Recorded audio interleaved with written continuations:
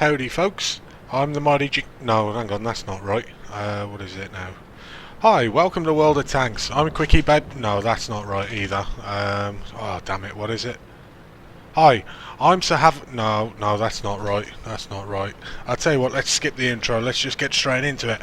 So, what have I got for you today, guys? Well, we're going to have a look at when to Sidescrape and when to Peekaboo, or Peekaboo versus Sidescrape as I've called it.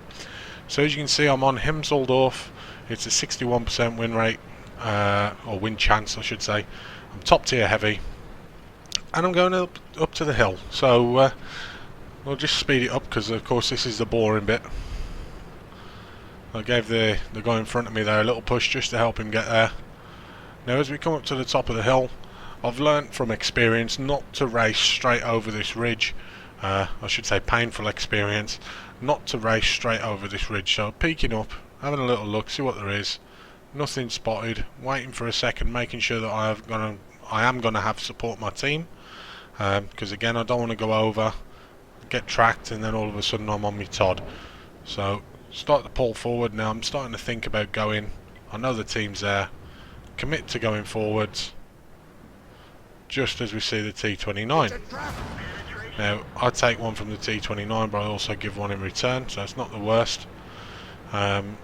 But it's also not the greatest because it's almost an equal trade. Now this is what I want to show you about the Peekaboo versus the side scraping. I guarantee you at some point you've all done it.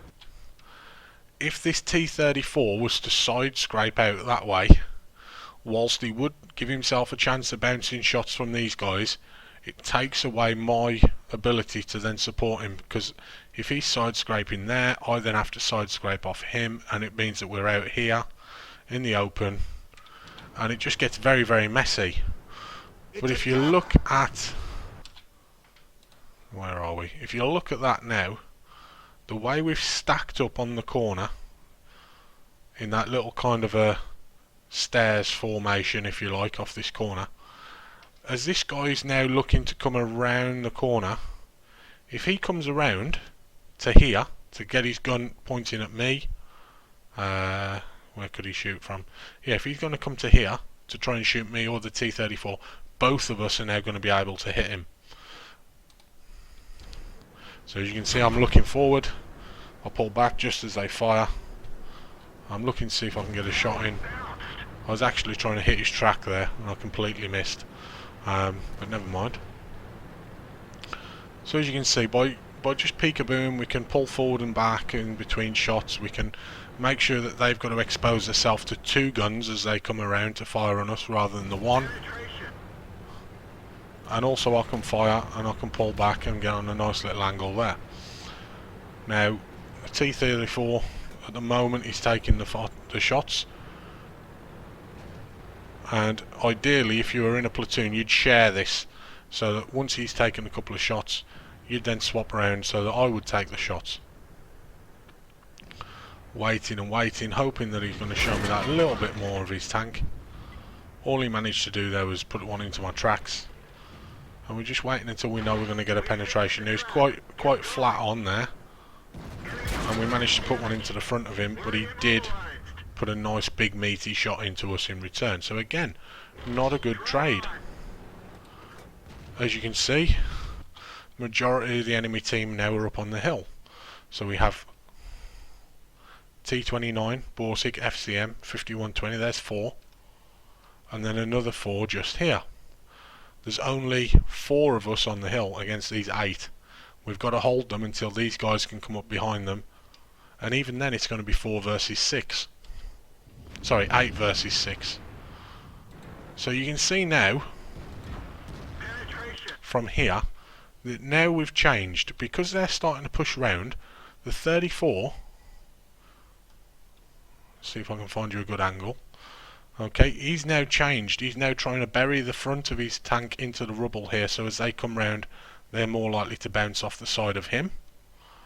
And I'm trying to angle my tank so that my nose is in behind him, and again the side of my tank's to them. So I'm side scraping off him, he's side scraping off the rubble. He takes one, he bounces one. He takes another. Again, as they're coming round the corner, they're open to fire from both of us. And we managed to put one into the Super Pershing now.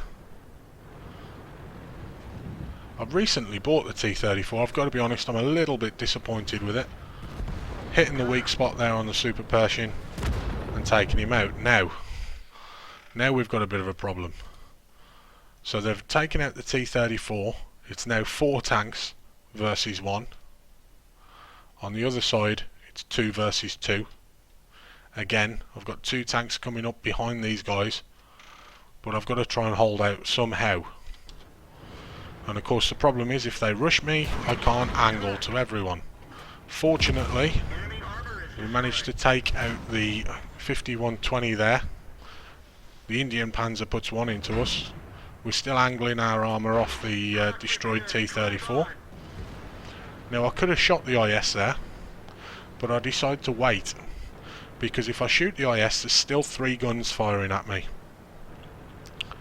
If I hold, I can hopefully get one in on the Indian Panzer and take him out of the game, or on the T-10, who's then only going to take 1 more shot to be out of the game. So there's 2 of their tanks now that are a 1 shot from the 4 that were attacking me, and 1 that's gone. We can now pop round the corner. My favourite word again, pop, in case you haven't noticed. We take him out. Next one we're going to take out is the Indian Panzer again. Although I'm only going to get 31 hit points worth of damage for that shot instead of 300 or 400, it does mean that there's 1 less gun firing at us. And there we have it. So by lots of black smoke. By peekabooing off this rubble here, and then switching to side scraping at the right moment, and then prioritising your targets, that's how you can make a bad situation into a good one quite quickly. So, we'll quickly pop onto the end game screen. Okay, so as you can put your teeth in, Fubs. As you can see here then, we've got a first class mastery, a bruiser, a duelist, a fighter, and a fire for effect.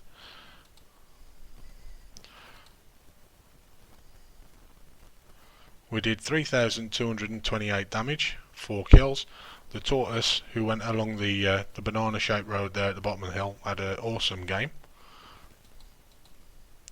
picking up 1,095 base XP with multipliers for premium and first for the day, 3,286 and 26,133 credits.